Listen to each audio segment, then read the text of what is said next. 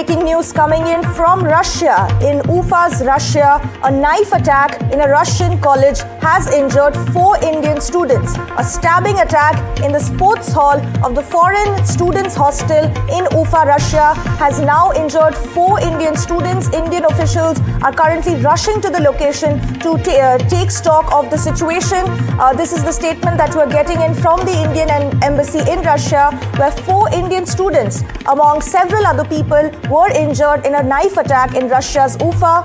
Stabbing attack took place in a sports hall of a foreign students' hostel at a university in in a Russian region. Now, Indian officials from Kazan are rushing to the location. This is the statement that's coming in from the embassy in Russia. An unfortunate incident of the attack has occurred in Ufa, where several persons, including 4 Indian students, have been injured.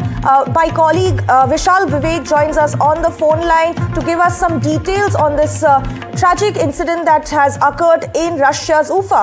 Vishal, what can you tell us, bring us some of the details of this incident? Well, Disha, this is a region that is totally, snow-capped at the moment. It's a very difficult region in itself already. And this attack took place in which as you rightly mentioned, about 4 Indian students have been injured. It's not a rare thing that Russia is witnessing this attack. There have been some attacks in the recent past on students. There have been some stabbing attacks in the recent past.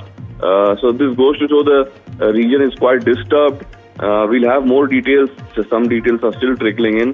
The embassy in Russia has already said that it's an unfortunate incident, and several persons, including 4 students, have been injured.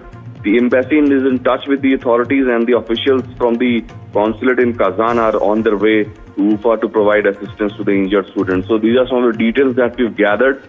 We'll have more when the more details come in. So we'll get you more.